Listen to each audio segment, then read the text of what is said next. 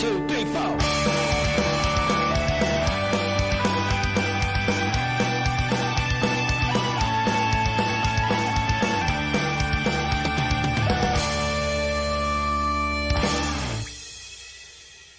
All right, everyone out there, for the final, well, not the final, but for the final National Poetry Month installment of The Wound Speaks, I have with me this evening a dear friend, Greg Murray of mine from way back in Hotlanta days, who's going to help me out and talk some poetry with us tonight. So everybody give him a warm round of applause and welcome, and just say hey to the folks, Greg. What's up? What's up?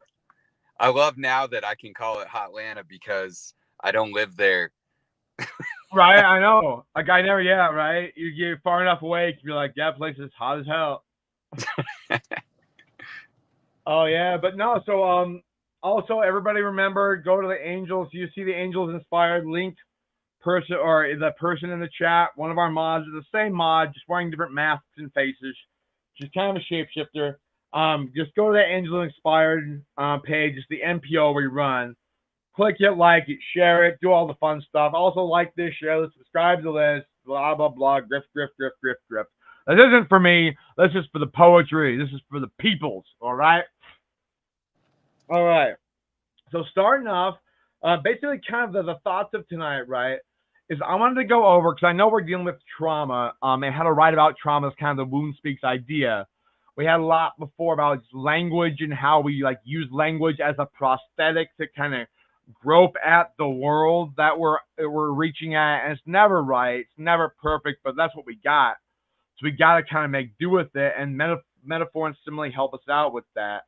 So, and there's, if anybody in chat or watching live wants to talk with us about or ask questions about any of the like poetic devices or linguistic tropes that we're talking about, totally fair game.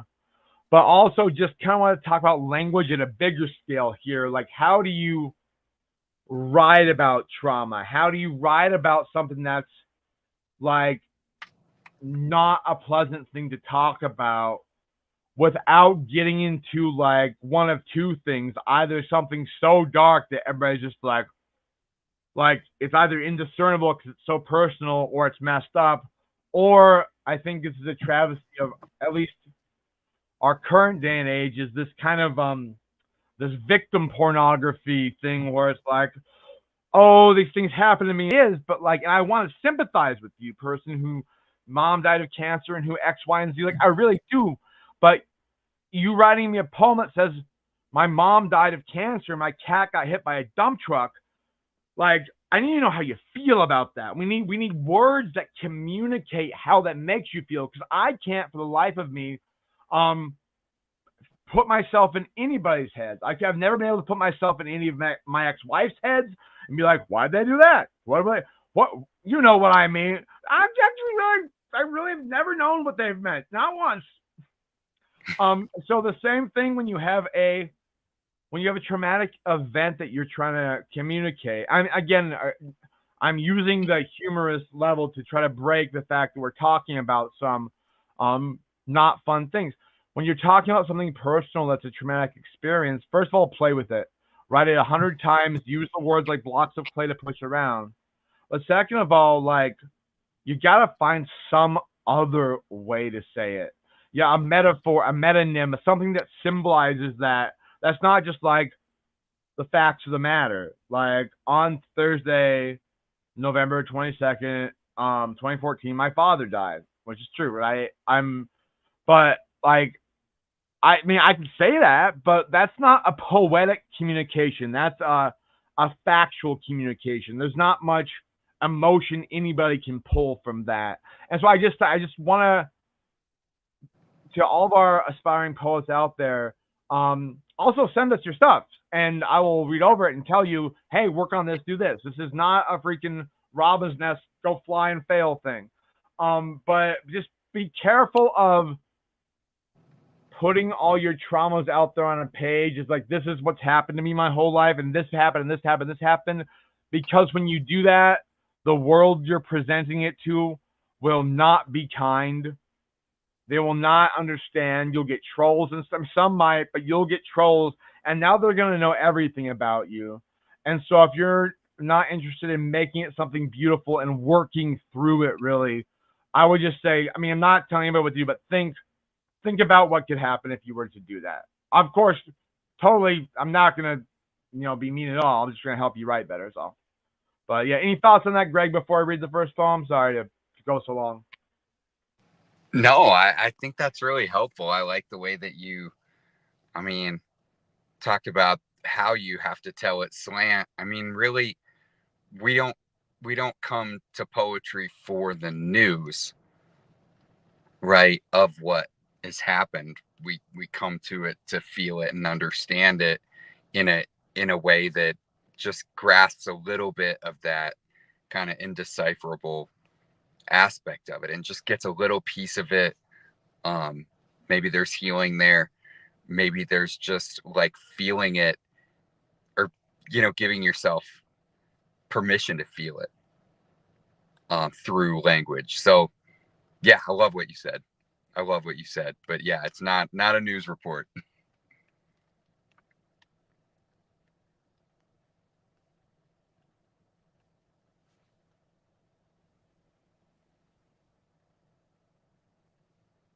I think the whole stream just went down, dude. I don't know if you're still there. I think the whole stream just went. You said no. Yeah. You said you were not there for the news or whatever, and like all my whole screens, I have the whole setup started. Okay, we were getting too close to the truth, and the CIA had to send a drone overwards, and they didn't get us, but they were close. But yeah, sorry. Yeah, I think we're. I mean, you froze for me for a good, 20 it was seconds. like 30. It was 30 seconds at least for both of us on my side. So I think you were at the point where you were saying that you don't go to the news for poetry or poetry for the news. Yeah, exactly. I think we get a chance though to feel it. The goal is. I like how you're talking about telling it slant or through metaphor or metonym or anything but the literal fact of it. Right. But it's not always just to kind of avoid the feeling. I think a lot of times it's actually to really feel it in a way through language that's special and that can even sublimate it, make it beautiful in a way that nothing else can. No, absolutely. So just on that point too, I think that's exactly what I think the program as a whole, the trauma, the veteran writing stuff I've done, this trauma stuff done too, is to give you the linguistic, because when we speak words, we make meaning of the world around us. And these traumatic things, these other PTSD things, or these really horrible memories you don't want to think about, right? You can, you're like, you have to get more into it. You have to find another way, a new narrative to make out of it, to make it your own, to incorporate it in yourself. And that's where the poetic language comes in, because you can't just, John Smith, 123 Main Street. Well, like that's not getting you through that. We can see you're in emotional trouble, buddy, but you're not working through it, And so playing with language gives that kind of thing. So let's start with the first poem, just so we don't keep you past your bedtime. All right, so this is my buddy Dwayne Greg, guys. Speaking of trauma stuff, he passed away of a brain tumor in 2019. One of my best buddies, different Greg, Dwayne Greg, guys, not this Greg. This Greg's not zombie Greg. This Greg is alive and well. But he had a brain tumor. And he lived out in Texas, and so he's like, they gave me 2 weeks to live. I feel like crap. Oh my God. I was like, going out there. So I went out there, and he found a great surgeon in Houston that like did this surgery and took out a third of his brain. And like, he was okay. They're like, you probably got like 3 weeks to live. Like, dude lived for like a year and 6 months. And like, with half of his brain cut out, and he still had all his coherency, but he started having his brain rewire itself. So he was having vivid memories of like 3 and 4 and 5 year old life. And he was 77. Like, he was like, dude, like, and we just be able to replay whole days in his childhood. That's It was wow. crazy. Yeah. So, but okay. So, but this is called Magic. It's from his book we've read some before called Praise Music. Okay, Magic. The sleight of hand. This sleight of hand called life. The wives we make disappear. The children we pull out of hats. The parents who, over time, we saw painlessly in half, and the complicated knots that untie themselves. The doves and serpents pulled from Jehovah's empty sleeve to misdirect the mischief of our making. The compassion we feel for a rag in the road, believing it to be a squashed puppy. Or the cock killed for Aeschylus to thank Houdini God, our chained magician drowning in his lockbox. Uh, Sorry, I kind of butchered the Aeschylus part, but that's like this is like it's so like the compassionate feeling, right? It gets to this human level. Like first of all, it's the very first thing. I'm so jealous. Like I would cut my right arm off if I could write like this guy. Um, but like the wives we make disappear, with the children we pull out of hats, the parents who over time we saw and have, like some point, That's really good. right? And so, but down here, right, the compassion, the misdirect we make, with misdirect to misdirect the mischief of our making. Like we make mischief in our own lives by what? By misperceiving things. By because we have flawed human perception. By thinking things are there when they're not, or aren't there when they are. And it talks the image we get for this is the compassion we feel for a rag in the road when we think it's a squash puppy. Like, I mean, okay, so let's just say we're trying to make an image or a metaphor or a metaphor. Okay, let's say we've I want let's go back to like middle school, right? Well, there you have your girlfriend, and she's like, "Oh man, like my mom died, so I can't go hang out or whatever," right? And you're like, you're an eighth grader, and you're in love with this goth girl with a nose ring and body glitter, and you're like, "Oh, I'm so sorry, your mom died. Like, what can I do? Everything." You feel like why would this girl lie to me? Her mom died, right? And it turns out that no, her mom's fine. She's just banging the football player, and so she just lied to you. But in that moment when she was telling you that compassionate story, you actually felt compassionate. And so it's like just to have the squash puppy is very sad, but like the rag is so innocuous and so like perfect for the comparison, I thought.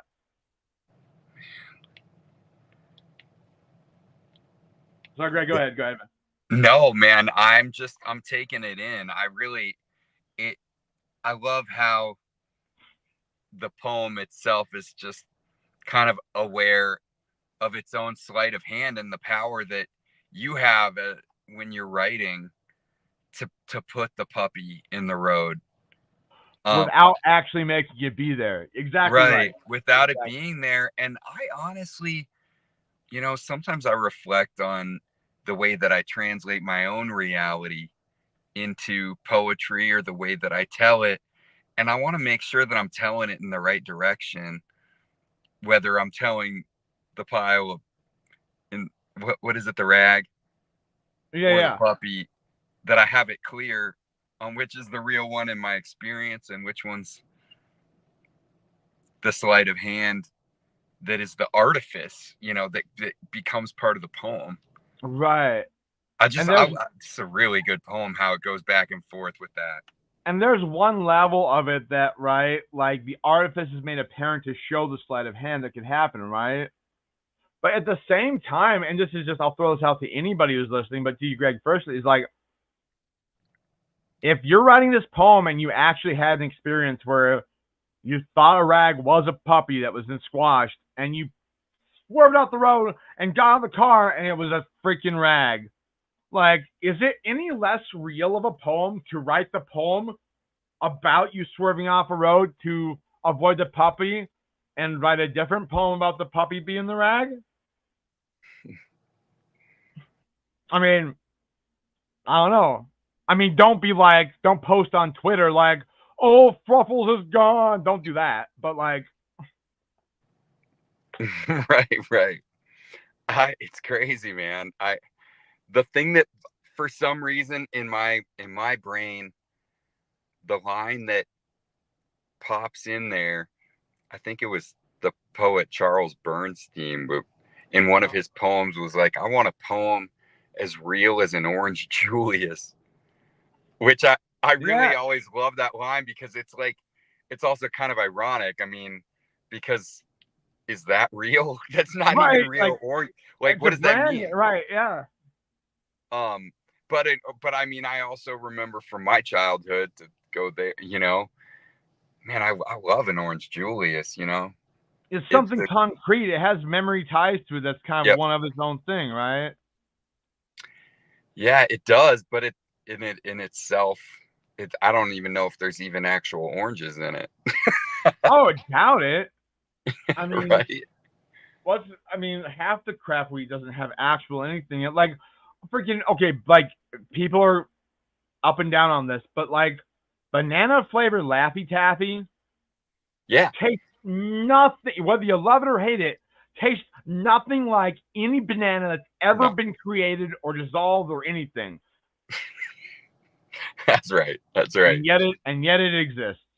But the reality of that Right, Laffy like Taffy, I banana mean, you Laffy could put Taffy. that in a poem for me You should. Hey, somebody take it out there. because it does. It like has all these associations with it and it brings with it so much. And in many ways, it's one of the realest fucking types of candy. Right. Because it's so there. It's like everybody knows what you're talking about. It's an obvious, Yeah. right? Yeah. Yeah. But yeah, okay, cool. That's Okay, we'll dope. go to, Great poem. oh, I love this guy's stuff. There's one that I did a couple weeks ago. I'll share with you later called Cultural Heritage Map that is just want to like give up writing poetry because I read that. All right. All right. So here's one of mine. Let me embiggen this a bit to get a little more in there. All right. It's called The Goddess Sees Her Reflection in a Wash Basin. I'm going to move out a bit so nobody. Okay, there we go. Wormwood made her moonshine. The good book lied. The last days came first, came in the fertile years, each one abreast. Her lips made words to plant a new nation, full of old county dirt, before the weather was on her body, burning like a broad lawn, her hair like drawn flames. Her mother's screams, once wood, are now dust and oranges. She notes how limbs break mid-flow, like a misstep, like a shifting line, whitening even the fullest fires. Her arm is, just as night is, silence. Dark acres and white clover are a gesture towards the curve of her bended knee.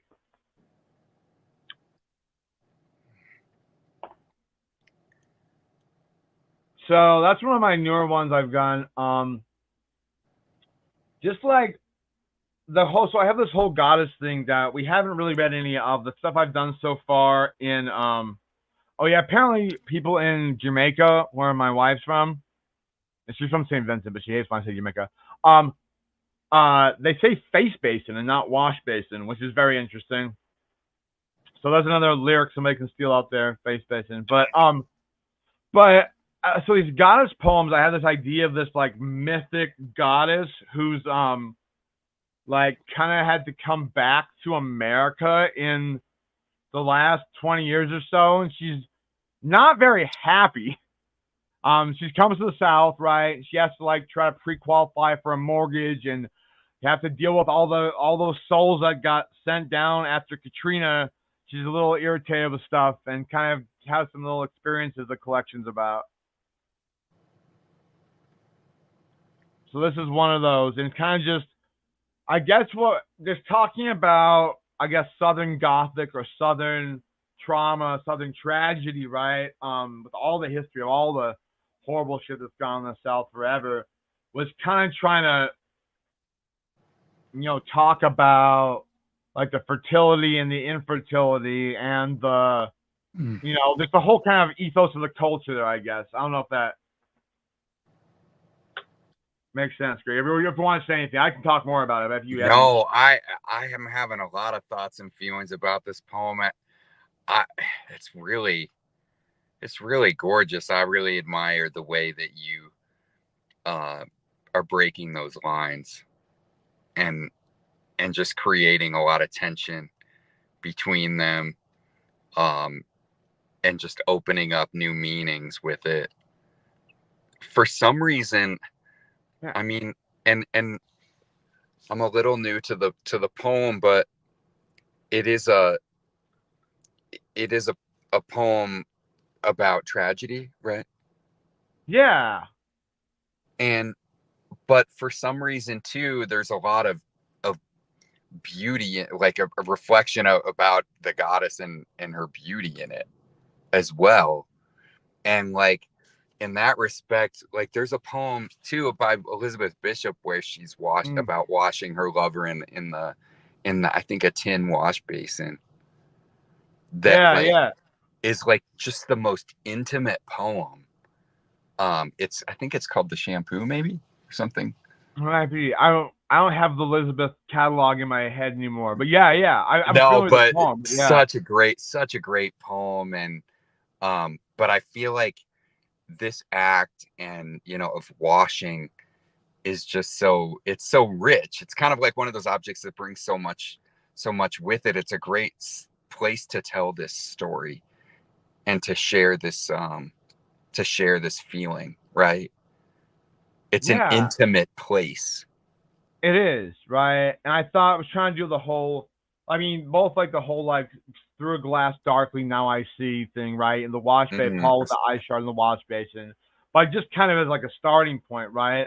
Because the real thing is the goddess is seeing herself and she's seeing, I mean, so the whole thing is like the goddess comes back to America in the South recently, and the goddess realizes that she also is America. And so she sees a reflection in all the people. And so she's not, and so I guess like thinking back to that last or the last stanza on the first page, right? The sorry, up there. The one with full of old county dirt before the weather was on her body like a broad lawn, her hair like flames, her mother's screams. Just trying to gesture back to not, so our mother's screams once wood are now dust. Nothing particularly in mind, like nothing that my mom's still alive and kicking it in Cheyenne, but something about this idea of the goddess. And I guess one way to deal with trauma, and we'll get into this maybe with some of Greg's poems, Greg Geiss's poems, and maybe some of yours too, actually, because I think there's a couple points in there. One way to deal with trauma that humans have always dealt with trauma is by mythologizing it. Like if there's something you can't understand, well, Zeus did it. It was the lightning bolts, and like, yeah, Aeneas found a cave, and then I found Rome. That's great. Yeah. And so kind of trying to give like a mythic point to it, but making it also tangible. I mean, it's again like, I don't even have words to describe it exactly. I was going for that, like, kind of like, there's something really freaking heavy here that happened, and it's in the South, and it's, we kind of can guess what happened, but we don't have to go all the way into, like, showing the bodies hanging from trees or anything like that. We can kind of get a picture and see a reflection of how it's, like, affecting the speaker who's the goddess, I guess, was. Yeah, something like that. Yeah. But so you want to do it now? You feel like one? It's embiggened. It's really embiggened. Yeah. Can you read it from your phone, or do you want? Okay, you can see it good. I'm having a little trouble with my screen seeing it, but I can pull it up. Oh, now I'm losing it though. It loses my face. How about I guess you don't need to see me when I read it. No, you don't. I can actually hear. Here's what I can do. No, you're fine. I will actually hear. I will take you off in the layout and make it bigger. How's that work? I can still. I hope they can still hear you. Hang on. Yeah, if I put you back on, yeah, you're still on. So they should be able to hear you if you even hit back on, so they can hear your audio. You see it better now? To make sure Yeah, there's I a pulled it railroad. up on another page. Okay, It's a guy can still hear you, so you get railroad hammer, man. okay. Okay. Yeah. When I laid track, I was west of off put. I was decentered, unstable, crooked. Luck was a leg iron clanging open from the lip of a freight car. At 30 a month, the ache was heathen, but all are brethren that feel alike, that alike cease to feel. Let no man swing my hammer, take her shoulder gently with mocking intent. Let no man at my firewater. I had a blatant disregard for one or more of the cardinal directions, was low on virtue. My sleeve was sewn with bowers, but if you, high minded, in your simple skirts, trimmed with hog mud, chance from your plot upon my body shot through, kneel in solemn prayer to an unknown savage, and in my fists place flowers. Oh shoot, that's great, man. So I skipped. I actually like. Okay, cool. It's back up now. We're good. Yeah. So say something about it if you want to say something about it. Yeah, definitely. I mean, I wrote a series of poems where I was kind of speaking of dealing, with trauma. I was imagining that I was doing trades at different times in American history, Right. um, in order to try to write about my experience, to write about myself. It just in this poem, it's as someone who, yeah, was working on the railroad, and just trying to understand that that life, um, Mm-hmm. and what it was like, and of course, trying also to interpret my own experience. But yeah, I Right. also have always been kind of captivated by like they call it, synecdoche, when we talk Mm-hmm. about like a railroad hand, or like just something that stands in for the person. um and I think railroad hammer, just Yeah. imagining Like laying it is the track. whole railroad at once. Like the object itself stands in for the whole item, for the whole series of things. Yeah. Yeah, Which is exactly. really, if you think about just traumatic memory in that too, right? Is like you have these little glips or blips of very intense moments that you have some access to, and it kind of stands in for everything else that you have holes about or that's been compressed into that with emotion or whatever. So I think it does. I think Synecdoche does a great lot of work here, like as the right device to use to do this.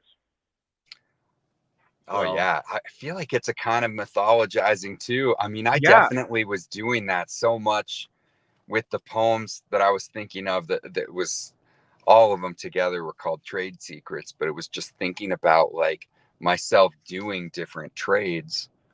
um and yeah, it's a mythologizing. and that's why I thought too. I felt really, and this again, this is. I mean, I read them yesterday, right? But like this mythologizing of something that I love, which is the American working class man getting shit on by the company store out there doing his job anyway. Freaking Casey Jones, the whole deal. You know what I mean? And just like I just felt like there was a really earthy where like you seen that movie Rudy where he goes plays for Notre Dame, but his whole I family's steel workers, like that kind of mythological grime on it. And I really like that about that. And it goes to trauma too, about like generational trauma, if you will, or also capitalistic trauma. You can call it whatever you want, I guess. But yeah, no, that's really cool. If I can say real quick, I just love um I love a lot of lines, but I love the I had a blatant disregard for one or more of the cardinal directions. Even that clause is just like I was Oh, so thanks, man. I mean, I think I know what you're trying to say about that. Like, what is there anything particular you want to expound upon regarding that line? Yeah, I mean, I think there's this feeling, especially in the West, when you kind of mythologize in the West of, you know, you're heading west, or there's always this, you know, you're always migrating or heading in some direction. But I think the experience being written about here is like there's also the grind. Right. And you know, cardinal directions, like there's also cardinal, like being, you know, the cardinal virtues and like this sort of Cardinal sense of, sins too, yeah. yeah, cardinal sins, right? And like where am I headed? And I think this sort of just expresses like in a way that it would be different saying like I didn't give a fuck where I was going.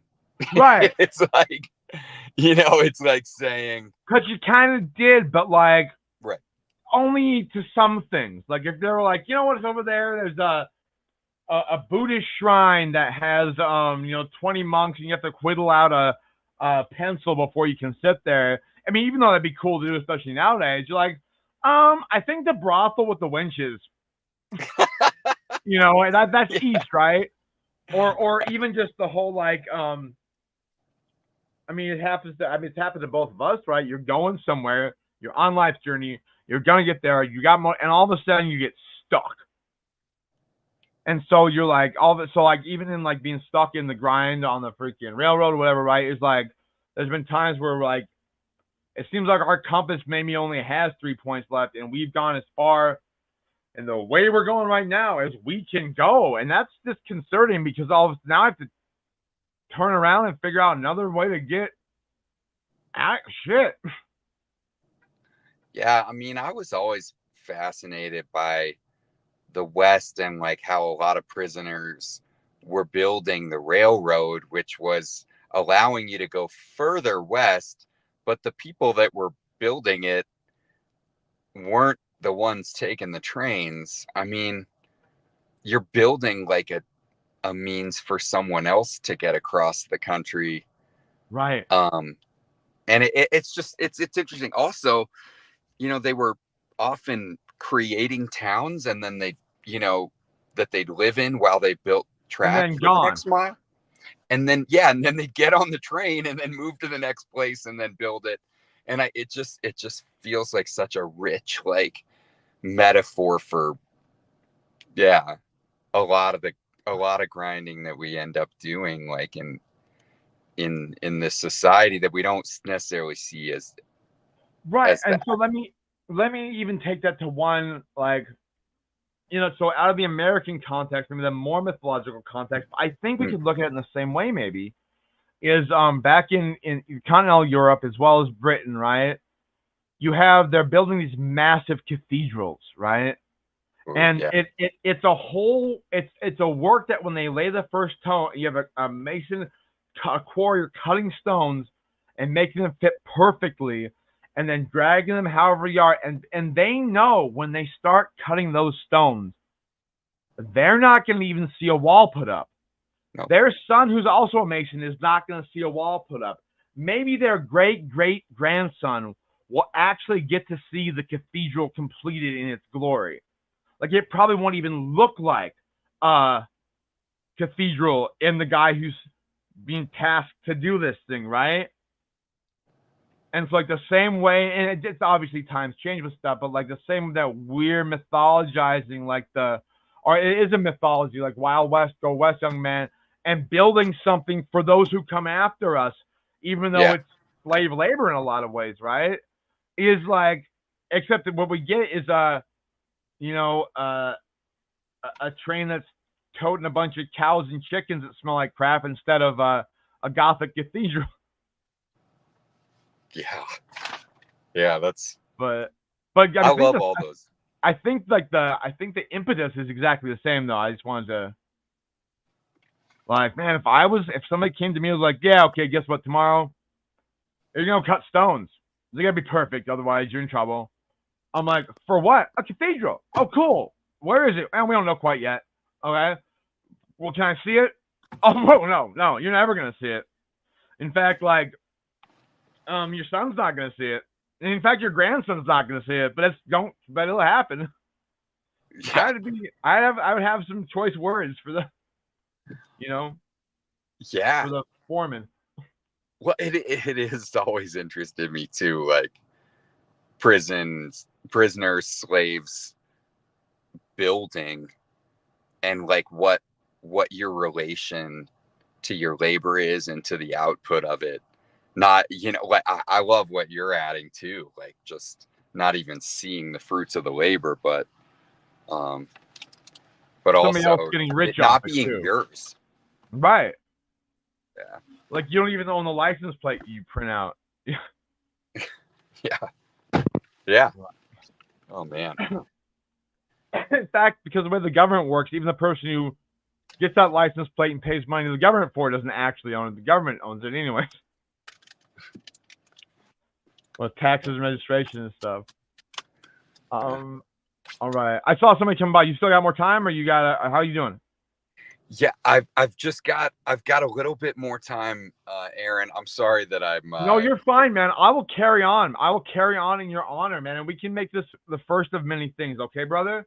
So that. why don't before I kick you to the curb, why don't I get to one of your other poems? How about that? All right, all right. If you let me share was let me see. No, the other one, the stolen one. that's that's the Oh, it was that one. It was you like Killingham, right? you want me to do Killingham? Was Killingham the stolen one, or is Killingham not? Yeah, it is. It is. All right, that's what I was looking for. Looking for the stolen one. Nice. Can Inside you joke. actually? Yeah, um let's keep it that size, and I can go ahead and read it. Dude, Aaron, I really appreciate you you having me on, man. Hey, you're It's more than awesome. welcome, man. I miss this stuff, and we'll keep it going. This will be the first of many things. Is that the little one? That is. Yeah, Hi, that's my little son precious back there. one. I just turned 5 months, right? Yeah, Evan. Uh, life is a blessing. That's awesome. All right, well, now have him do earmuffs before you read Killing Hand. I know. Oh, hey, buddy. Okay. All right, All right. take it away. Killing Hand. When I worked in the yards, I dreamed the wrong dreams. I'd held the harried heads, heard the shrill shrieks, baled the red floors. To every man his daily chores. The sack lunch hunching, speckled on its high ledge. The sludge where we weary, sloshed, smoked, cussed, pledged. Even the brakes slashed off by stolid foremen. The insults lobbed, their pins pulled with deft gestures, their heft a constant messenger. But these I recall with bored acrimony and shelve in the deepest craters of the mind. Um, what sends my sleep into a craven spin, what tugs my fingers to a mangled fist, I know the beast I could have been. But I might have missed a word there. you did, because I was trying to move your face, and I just moved the page. So you got it. It was arid. The mind arid was what it was. Arid. Okay, yeah. Arid's the mystery word for the day, guys. Hey. But Oh, thanks, Portia. Yeah, I see your note. yeah. So the one thing I wanted to say, just kind of to bring things back before I know you gotta go. I won't take you too much longer. Is just kind of to tie this in. I mean, there's a lot there with, again, the workmanship and the the working classes, American mythology, and this the steel mill shop and the assembly line. But the bit at the end, right? I know the beast I could have been. Something I want to talk about with dealing with trauma and talking about trauma and talking about lives, right? Is both acknowledging like our original sin, that we human beings are pieces of crap who deserve to be beat down, and but for us striving extremely hard, we should like be all dragged off the street corner. But also the idea too that when you're talking about something like trauma or something serious like this, right? I'm gonna swear, so maybe earmuffs him or whatever. Is like it's okay to say I am the asshole. Mm-hmm. And to be like, and to honestly be like, I'm not saying that you are the beast you are, but I'm saying the point is like to say something like, wow, like that would make people very uncomfortable. Because that's the truth about it. And to have that kind of ownership of it is kind of like owning the traumatic event and owning, like, maybe I don't know everything about this, or if I tell people about this trauma or write this trauma down, people might Yeah. think certain things about me, but like, I'm owning it. And I know that I'm a flawed human who needs redemption. And I know that, well, I hope it's coming, but it doesn't. I mean, if it was up to me, I'd be like, well, I failed that test every day, you know? So, but yeah, Yeah, man. I really like that. I like that way, that angle, and that way that you're putting it. I think there are a couple things that really come to mind now, kind of reflecting on this one. Yeah. One of them is that Sinclair's The Jungle had a big effect on me. That's That the makes sense.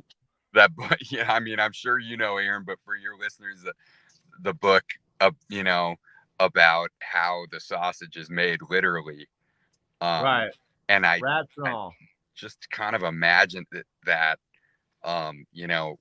people don't want to know how it's made. But No. I think the other thing that it makes me think of is people are willing to put chains on themselves so that they can put them on others. And I think we Yeah. see that like super relevant in this, capitalist corporate America and everything. Or I It's mean, just, it's really just it's globalist. It's a new globalist plantation, really, is how I look at it. But yeah, America's a microcosm of that 100%. yeah, no, you're right. You're right. I shouldn't even limit it that way No, it's just because, it's grown. It's grown since we last talked. yeah, right. But I really think that that kind of reflection and even just imagining working in a killing yard, Right. um, and the way in which like we're kind of asked to do that, um, and like you said, that kind of that stain, that kind of original sin, just from time to time, it seems worthwhile to reflect on, like in order not to become that. Right, and but to own it and put it up front and be like, yeah, basically like, yeah, even though I would like to think it would never would have happened, like all the that you say, like we would have been the Nazis in the guard towers, not the ones saying no and getting executed. Like that's just we would have been the freaking commissars, not the people in the gulag. Like, we would have said, I mean, it's terrible. Like, I mean, I like to think we wouldn't. I hope that you and I are sensitive and like, enough that we'd be like, you know what, put on the bandana, give me a cigarette, take me away, But who knows, man? We Ah, have to acknowledge that part of us, I guess, right? It's that possibility always. makes me shudder, but yeah. I know. But I think that's that beast line, right? And that mangled fist line is what I got. I got that was kind of that like that. I mean, maybe not the jungle, but Avenged Sevenfold, like Backcountry. He who makes a beast out of himself gets rid of the pain of being a man. That's from Fear Woo. and Loathing in Las Vegas, right? Yeah. But Oh, all right. That's a yeah, good. I mean, or that's Hunter that's Thompson. I'm not sure if it's from that movie. It's from Hunter S. Thompson. But yeah, but like the idea that there's some way to, like, if we embrace the beastliness too much, we become unhuman too. And so yeah, we have to really balance that line of, okay, Lord, heal me from my imperfections, but also I'm not gonna pick up the club and start chasing puppies. yeah, right. So, but yeah, Oh, it's okay. all right, man. I You hear him. guys. Ah, Hey, I love you, man. Much love to your wife, your in-laws, your children. We'll be in touch soon, brother. God bless you. oh, thanks, Aaron. Love you too, brother. All Take right. care. Be Bye, safe on buddy. this trip, guys. Have a good meal. Thank you, sir. Take care, brother. All right, later. Bye bye. All right, well, the party's not over, folks. That was only a few of the poems we got in. So if anybody has more questions for me or wants to yell at me about anything, now's the time. We got more poems, more poems. You get a poem. You get a poem. You get a poem. All right. We're going to do another Grey Geist poem. It's called Job's Children. I want to talk about this one a little bit. Again, the idea about tragedy and children, right? So, Greg's child, and he unabashedly like knows this. In let me find the book. Hope this is it. Nope, that's not it. Oh, I found it. Okay, Praise Music. This is a book called Praise Music. If everybody looks at my screen, let me embiggen it. Praise Music.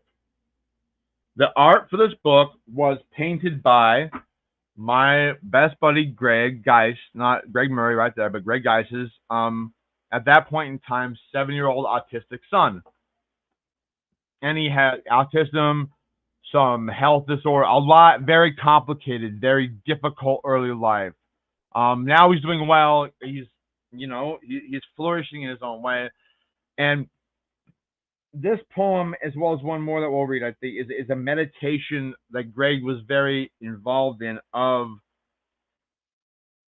the tragedies in life that are both beautiful and tragic at the same time, especially when you have an autistic son. I have a child with disability, and some things people say, or the way they treat them, or the way that people you think should love them diminish them and don't want what's best for them because they don't think they can do it, like the dehumanizing of it. And that's traumatic for them, I'm sure, in some ways, but traumatic for the parents to be like, I want to, run you over with a freight train. But this is, I think, just a very, so think about it in this context. But again, Job's children, biblical reference, right? Job, God, and Satan have Satan's like, your boy Job seems pretty faithful there. I'm gonna tempt you. I'm gonna torture him, and I'm gonna do stuff to him. And God's like, he's got faith, it's okay. And then by the end of it all, God's actually putting some torments on him because he's done so well. It's an interesting theological question we can maybe talk about in a bit, but just think about it in the idea of Job in the Bible as well as a parent today, and like what does God want from me? What's suffering? Like what's going on? What's the purpose of this? And like we were talking about a second ago about original sin, suffering, trying to just be better and not the piece of crap we all are. All right. I can make it bigger now so y'all can see better. Cool. Job's children. I imagine him pushing out from his mother's body the way a swimmer pushes off from the side of a pool. Never mind that at 7 he still can't swim, or was born blue, choking on the same air he flies through now on his big wheel. Forgive his ungainliness, the awkward flapping when he runs, the tiptoeing and blind hollering that follows him into an elevator, or as he dives headlong into the grass, or head first down a playground slide. Overlook, please, the inexhaustible mantras and cartoon litanies, meltdown words and phrases canned in the brain's jar, as if to say, I am what I repeat. He does not need to be reminded that he is different. That is what other children are for. But if I try hard enough, I can imagine him squirming in Jesus' lap, the great disruptor of routine, come to bless the automatic child. The odd meets God, the child who cannot be contained, now stuck in heaven's chimney, like a fishbone in God's throat. One of Job's unnamed first batch pledged on a dare to lay away some awful truth, never wondering, even once, how life could be so pitiless, or how this damaged good could breed such peculiarity, or provoke such love. Like, just so, okay, there's so much there, right? But I just really want to focus on this this last line of what this last line is doing, right? So it's kind of here, so the whole theme of God too, right, to some extent with Job or King Lear in Shakespeare or Moses to some extent too, right, is cursing God for your misfortunes. And it happens all over the Bible. Jesus is pretty much the only one who doesn't do it, but he's like, my God, why have you forsaken me? That's as close he gets. Everybody else tends to do it. Moses certainly had a bout of that. And so this is a prayer at first, right? about like God forgive him, or somebody, maybe the world forgive him, maybe God forgive him, maybe the world, maybe himself forgive his child for not for his ungainliness, for his flapping his arms when he runs. Lexi does that. For tiptoeing or hollering for no reason.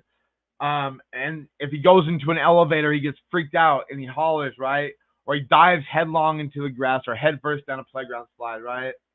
The exhaustible mantras, the saying the same things over and over and over, the litanies of like words he's taking from cartoons and repeats over and over and over and over and over, right? Like they're canned in the brain's jar. But down here, when it goes, one of Job's unnamed first batch pledged on a dare to lay away some awful truth, never wondering even once how life could be so pitiless, or how this damaged good could breed so much peculiarity. So let's just not talk about the last line yet, but right? So basically, Job's children, right? So since Job has many children, right? And this obviously is a new child, so it's not, you know what I'm saying? This is not one of just child was not born during Job in the Bible. It's a way to say one of Job's many children who hadn't had a name yet in the Bible, but now has one, who was born on earth now, right? Pledged on a dare to lay away some awful truth, to like a layaway at a store. So like this kiddo knows, or should know, normally would know, so much ridicule, so much suffering, so much abnormality, so much shame, so much of how the world is full of people who are hateful, sinful, pieces of crap, and don't care about anyone, even the most vulnerable, right? Like, and he has to hold that thing in him. He can't defend himself or whatever. He's never like, you know what, you're the real jerk or whatever, right? Because, and this is what the next line says, he never wondering even once how life could be so pitiless, or how this damaged good, which is the kid himself, could breed so much peculiarity. And just speaking from my own experience with my kiddo who has a disorder like this, right? People would say horrible stuff to them, and I'd be grabbing a freaking baseball bat and trying to chase down a 5-year-old, not literally, but, and she'd be like, oh, hi, thanks. And they would just, what? Like, I called you stupid, or I called you idiot, or I said you have a lazy eye or whatever. And she'd be like, oh, thanks, you have blonde hair. And just the complete innocence, the absolute innocence of her perception of the world and of this child's perception of the world too, right? Like, the child never wonders how life could be so pitiless. I'm sure we all out there, at least most of us, right? Sometimes like, God, why is this God today? Why my car broke down? Why I don't have a job? Why this? Why that? Why this happened? Why that have to happen? Why is life so damn cruel, God? Why is it? Why is life so pitiless? How could you make life so pitiless, God? Right? But the person who receives more of that unwarranted, just bad human behavior, right, doesn't even realize it. He can never wonder that once, right? Or how he breeds so much peculiarity. And then on the last bit, right, or provoke such love. And not just from his father, mother, family, from God, obviously, but also like provoke the love. Like if you come up and call somebody a stupid, dumb, ugly fat head with gangly teeth and a lazy eye, and they're like, oh, it's okay. You have blonde hair. I think you're pretty cute or cool or whatever, right? That's going to be, that's a different way to handle a playground bully or somebody who's defaming you in public. I've seen kiddos do that. I've seen my kiddos do that. Be like, oh, you're tall. And they're just like, what? And I'm not saying that provokes love necessarily, but it doesn't provoke a fight. It doesn't provoke a negative response. It provokes at least introspection and wondering, like, peculiarity, like, what is this I'm thinking right now? And so, but just the way that it takes it back to the way both God loves Job, he was the most beloved of God, ended up coming back around, and Job's suffering is done, and God loves God again, right? Absolutely, Grandpa Charles, absolutely. And so it kind of brings everything. The son, being the son of Greg here, right? Back in filled with how it provokes so much love from him and the family there. Also, the Son and the Father is in God the Son and God the Father, and the creation on earth, though we're imperfect, provokes so much love and grace, right? And so I just think that last line, just sitting there by itself, 4 little words, like, great poem, great job in my opinion. All right, well, let's march on, folks. We have one we already went through. This one's a bit, I'll read that one. It's called In the Hospital, but it's a bit more like complicated. So, yeah, we're going to do, okay, here's what we're going to do. We're going to do 2 more for sure. We're going to do a little palate cleanser here. This is another Greg Geist poem, one of my favorites. It's sincere and it's silly, but it's a comic relief one. Like, this guy had the best sense of humor, obviously. So I think this one's hilarious. And there's a lot of lyricalness in play about it. We'll talk about how it's also kind of tragic, but after the sad stuff about the kids and trauma, we'll read this one, and then I'll read a poem that I wrote for Greg Geist. All right. So this one is called, let me begin it a bit here. The Blessing of the Animals. And this is an epigraph here. It's a quote from a Newsweek article on October 17th, 2017. The Newsweek article said, "Cannibal chimp snatches newborn and eats it." Nature's mirror shows St. Francis barefoot, tonsured, preaching to the birds. For all the good it did, they never got the word. The ark debauched its creatures 2 by 2. They fled, they bred. What else were they to do? The flood of irony creation could awake was just a little taste of what a better artist might have made. A world full cooked and not half baked. The labyrinth of human nature, its noisome twists and turns, was one twist short where Uncle Monkey was concerned. To see the world for what it is, the way our gardening parents never did.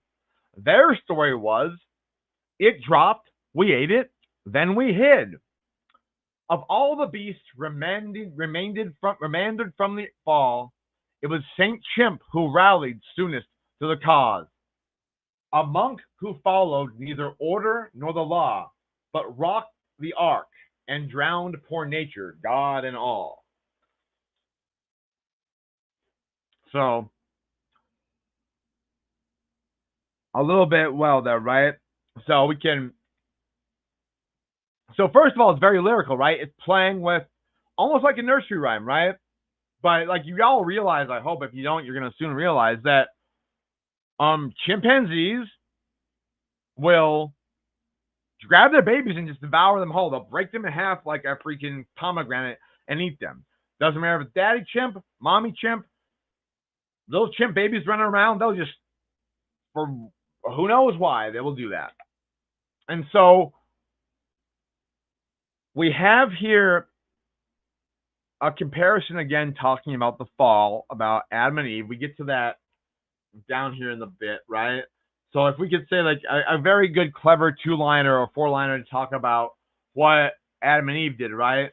To see the world for what it is the way our gardening parents never did. Their story was, it dropped, we ate it, then we hid. So again, there's so much going on here. To see the world for what it is. What was the fruit of the tree, right? The knowledge of good and evil. To see the world for what it is. To see the world for the evil, right? You had unveiled eyes and you saw the world for what it was. It wasn't like as gods. It was like you see the world for the semi-hell it is, right?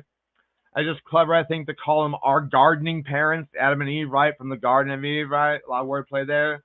And then their story, so the story of Adam and Eve, right, is it dropped, we ate it, then we hid. So the apple fell from the tree, or they picked it from the tree, right? They ate it, and then they, covered themselves up with fig leaves or whatever, or then it actually got exiled from the garden. It's a very catchy kind of way to say that story, right? So now we get to nature. Nature's a little different than humans because, first of all, animals don't have free will. Animals don't have, and I hope this isn't controversial, they don't have eternal human souls. You're not going to see your pooch Fluffy up in heaven Probably you can argue me out theology if you want, but point being is animals don't have free wills. They have a different kind of soul than humans do. That's what St. Francis, our top saint here, said at least. But you have the St. Francis of Assisi, who was always painted in Catholic, statues and stuff, right? He's always barefoot in a little monk robe, a tonsure, right? He always has all the animals because he was like the Dr. Dolittle of Catholic saints. He like calmed the wolf down and went to a lion's den and could talk to the birds and they would talk to him and he could like understand them or whatever, like Dr. Dolittle of the Catholic world. And so it's just funny again, right? So Nature's Mirror shows Francis. So Nature's Mirror, a picture on the wall, right? A picture in a church, shows St. Francis barefoot in his monk garments, right? Preaching to the birds. And he says, well, for all the good it did, like they never got the word. Again, word being the word of God, preaching, right? It's funny. But like the animals didn't get the message to stop being so mean, stop the murders, stop the raping, stop the things the animals just tend to do. The arch debauched its creatures 2 by 2, right? The ark, right? Had 2 creatures of each kind, one male, one female, so they can go multiply. Debauched is a funny word here. It means like to have lascivious intercourse, right? So the ark is disgorging creatures 2 by 2 to go run away from the ark and repopulate the earth, spread your seed and multiply, right? Which is not something that St. Francis would say the members of his congregation should be doing if they were humans, right? So the labyrinth of human nature, the noisome twists and turns, was one twist short where Uncle Monkey was concerned. So basically in most human societies, most human cultures throughout history, we have a thing against parricide, regicide, and, well, genocide too, but parricide, regicide, and, like, infanticide. Like, if you go kill Paul, who has a nice car down the street, you're going to go to jail and you might get the death penalty, right?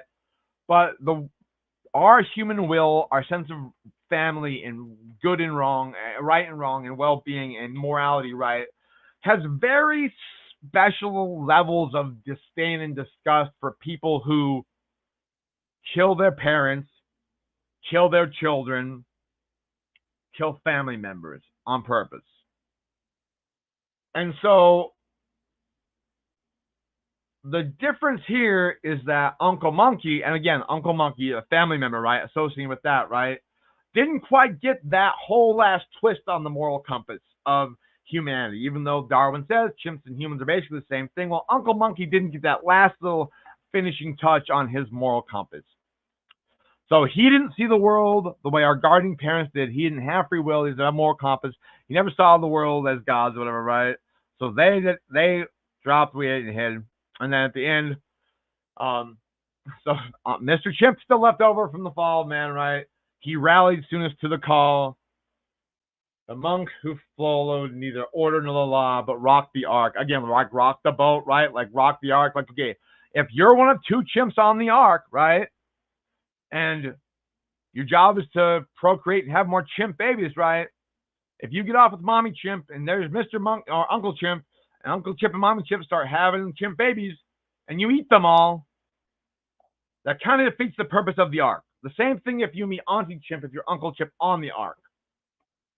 Kind of messes with it. And then drown poor nature, right? If you drown poor nature, so if you have chimps on the ark and they eat each other, one eats the other one, so now they can't have more chimps, right?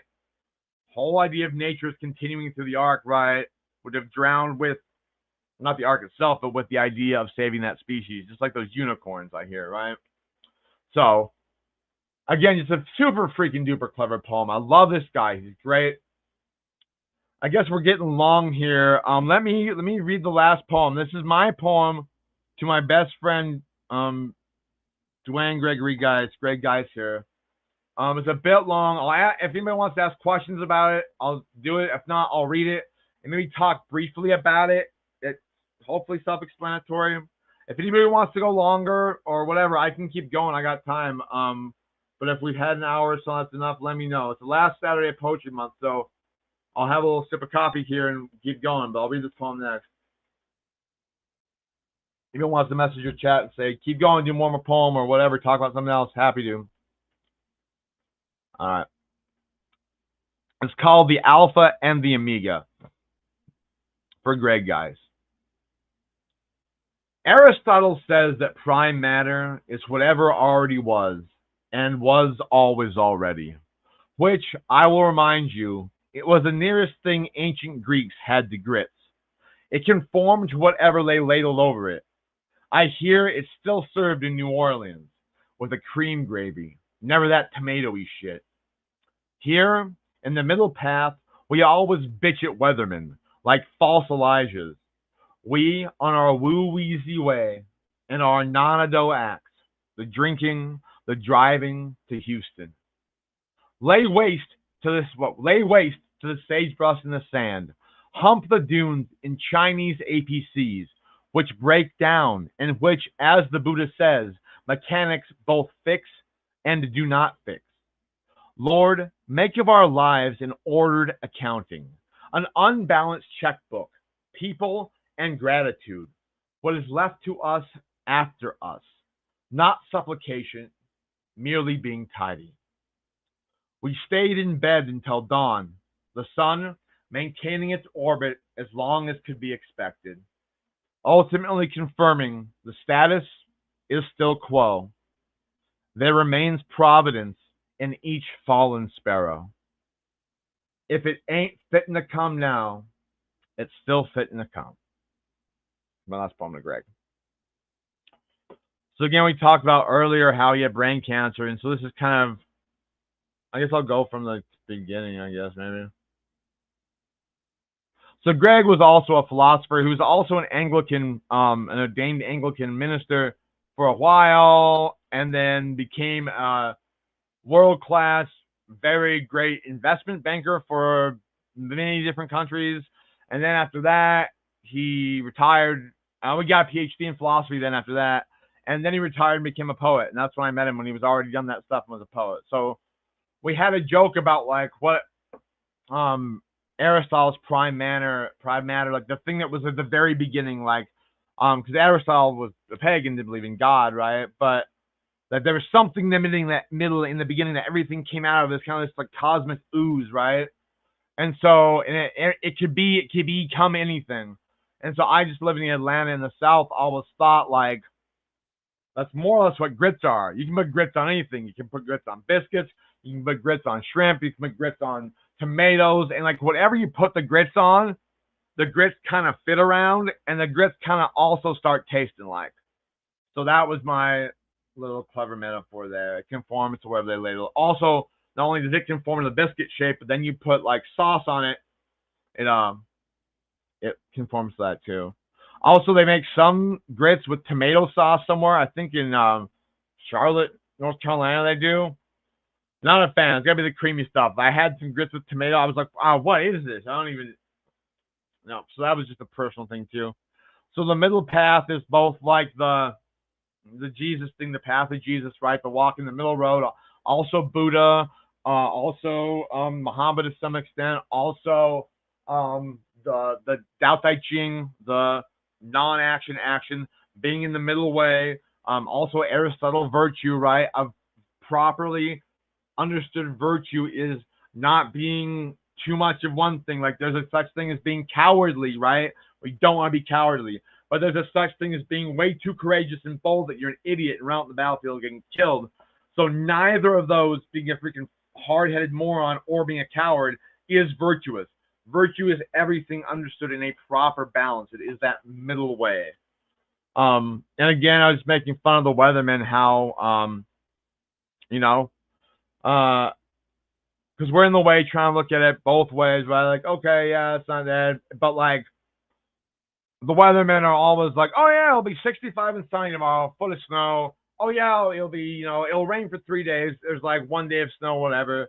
And so it's just like, so the whole idea about like the middle path, the woozy is the confluence between good and evil in like a kind of yin yang kind of thing for both Theravada and Mahayana Buddhism, as well as some Freeland Buddhism and some some Taoist principles, right? And non-ado is the not acting act. It's the foundational principle of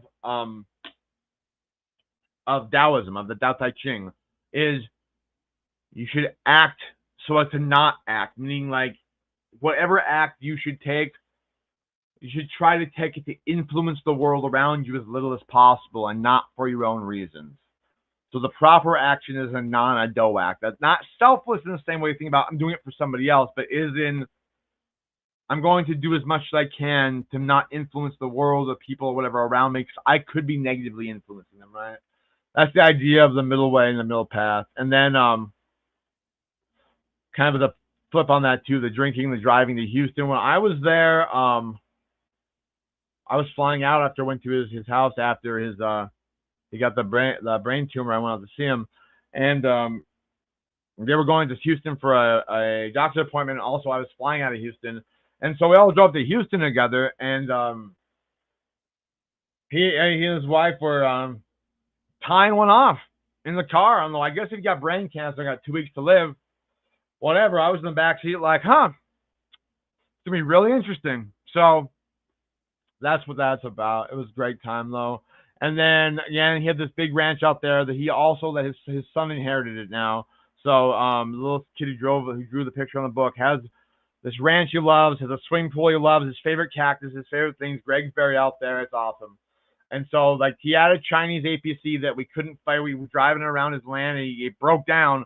And he's like, I got a guy that can fix this. He fixes Chinese APCs. They're like, cool. So we called him out there, and he's like, okay, it's fixed now. We drove it like 5 more feet, broke down again. So he was like, well, maybe I don't know how to fix Chinese stuff. Sorry, bro. And so it's just kind of a joke about like the Buddha says like things both do and do not, like do this but do not do that. Like it's this duality thing, right? So the mechanic says he fixes it and doesn't fix it. That's kind of clever. Well, I guess the last thing I'll say here, right, is when Greg called me to let me know he was going out, he had the brain tumor. Right before I left the day after that, he apparently had to go and have emergency surgery, and he had like he died on the table for like 5 or 6 minutes. Yeah, he had a out of body experience or whatever, but not when he was looking down at his body. Like he thought. I mean, I believe that he did, go to the afterlife. He was telling me about. He was sobbing, of course, and was on meds too, and I was like sobbing my eyes out too. But I remember very specifically what he said. He's like, Aaron, you wouldn't believe it, Aaron.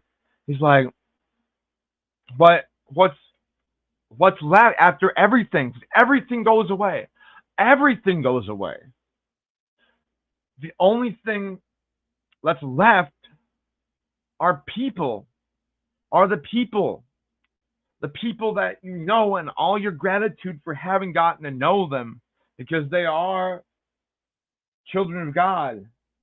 Like he didn't experience anything other than just flashes of all the people, and had this deep abiding sense of how grateful he was, even if maybe he didn't like some of them, just for having come into contact with them, and for his life connecting with other humans.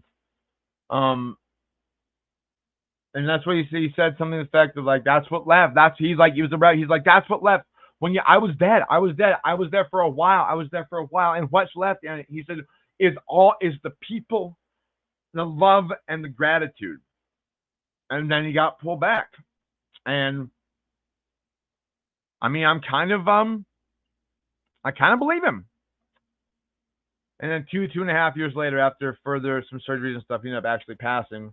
He has not reached out via Ouija board or parcel post to let me know what it's like now, but I'm sure he's up there doing good.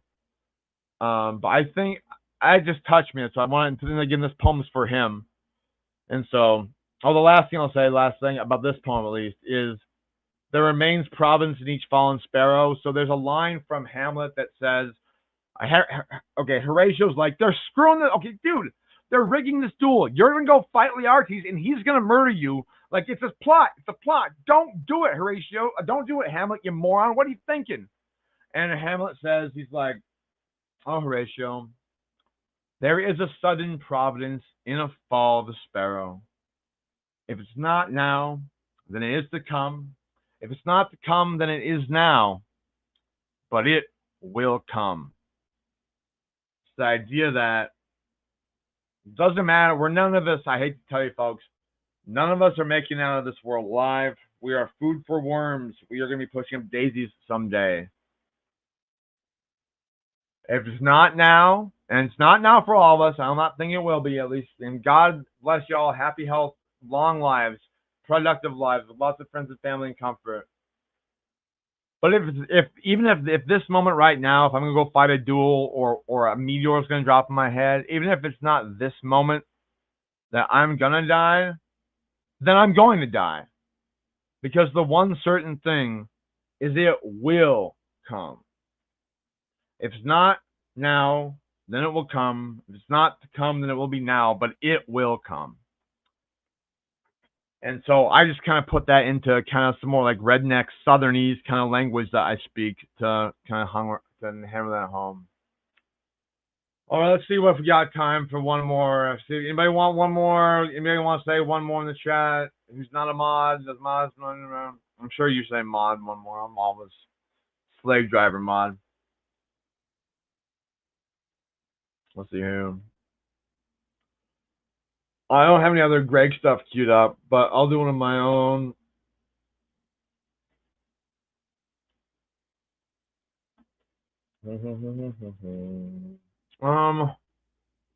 I'll do this one then. I don't know. Dang it.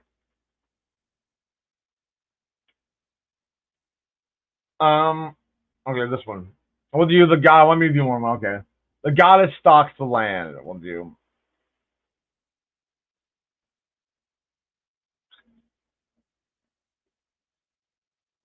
All right. Let me make sure it's in biggin. The goddess stalks the land, weapon in hand, a minaret, a reservoir of will. Carries a fault line, fixing our position in the solar system. Scribbles on the chest of midnight, cuts the twilight out of her palms, steals the morning's shoes and outruns whatever will come. Becomes a cloud. The noon sun becomes a ruin. Prophets will despair. She sits silent at the crossroads, erasing scientific equations, wiping formulas from the forehead of time. After each footprint was erased from the dust, the wind grew still as hush. So that's just like the idea that it's not really trauma or whatever, it's mythology writing, really. This idea that like we don't know crap. Us humans are so dumb. We don't know crap. Like an actual legit like Greek goddess like Thor, kind of like, you know, Zeus, Odin, Osiris, whoever, you know, Mars, comes down here, Venus, right? Comes down to America current day, right? Like, what's she gonna do? Like, she's gonna be, because we're so stupid. We think we know E equals MC squared. We think we know Pluto's a planet. Now it's not a planet. We think we know, you know, gravitational pull and string theory and stuff, right? Like, if she's an omniscient god, she comes down here and like she's controlling like weather and stuff. She comes down with like a scimitar, I'm imagining, right? She's like a reservoir. Well, she's not happy. She's carrying a fault line. She's making earthquakes, and she's like fixing art. Like she's like, here, actually, guess what? The Earth is not rotating around the sun today because I'm a god. So boom, guess what? We're stuck today, guys, right? And then scribbles on the chest of midnight and cuts twilight. Like she can like make it like all the Greek god powers, the Roman god powers, the Egyptian god powers, right? And then becomes the sun. And the one I love the most, so there's the crossroads, right? And the crossroads in like Southern mythology again, or maybe in like folk mythology in general, are both like where you're, you know, where you have a decision to make, but also like you meet the devil at the crossroads, like in Georgia, devil went down in Georgia type stuff. You find the crossroads in Mississippi, you meet the devil, you want to sell him your soul, you can become a blues musician, something like that. But the goddess sits at the crossroads, but she's not, you know, the devil or whatever. She's like wiping out all of our scientific equations from memory, from like, she's like, you know what, the whole like Zeno's paradox, you know, Euclid's fourth postulate, you know, we're not gonna do those. Don't actually work really, and some of them have been proven not to work, right? So she's just like, no. I'm sitting at the crossroads with the devil here. I'm just wiping out all the bull crap you people made up. And then like as that happens, as they're erased, right, the wind settles down because the crossroads when the devil's there, right? The wind's whipping around tornado like it's like apocalyptic lightning and stuff. So she's wiping out the bad equations. Humans have been riding it kind of, you know, the wind grows as still as hush. I think that's sufficient for tonight, folks. I really do. Let me pull myself up here. I really do appreciate you all for everything. Thanks for hanging with us. Thanks for making this a thing. You have in the description on all the channels, links to a Dropbox for all the poems that have been shared here. Intellectual property has been waived on them. Use them for what you want. Greg Geis's poems, my poems, Greg Murray's poems that you've seen today. There's also a Dropbox that has a copyright essay called How to Read Poetry by T.S. Eliot. Click the Dropbox links down there in the description. It's free. Download it, keep it on your phone, have a read of it. Maybe you'll learn to like poetry a bit more, or think about how to read it in a better way. There's also a Dropbox link on there too. If you feel like, you know what, I want to write a poem. I don't care what it's about. I don't care if it's a sonnet, an epic. I don't care if it's about your cat Freckles who got his tail cut in a horrible lawnmower accident and now he only has half a tail and it's very sad for him. I don't care. Or if you want to write a poem about, you know what, Freckles was always peeing all over the house, so I'm glad his tail's gone or he's gone. Or like what? If you want to write any poem at all, there's a Dropbox link. Drop something in it. Upload a poem you've written if you want feedback on. I'll give you feedback. I've been editor of poetry journals. I can give you like, okay, this is good, this is bad. I'll also actually look at the words you use and say, oh, I see what you're doing here.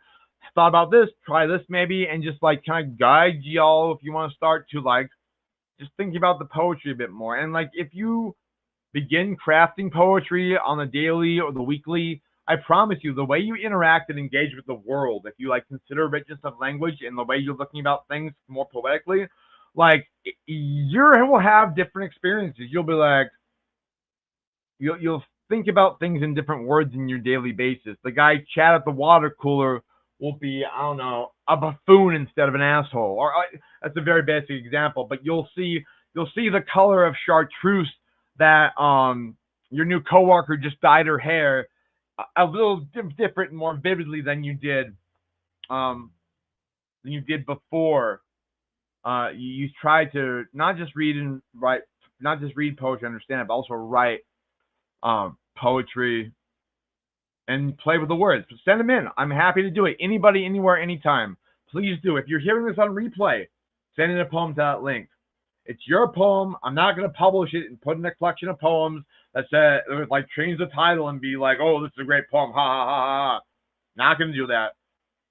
Swear to God, no worries.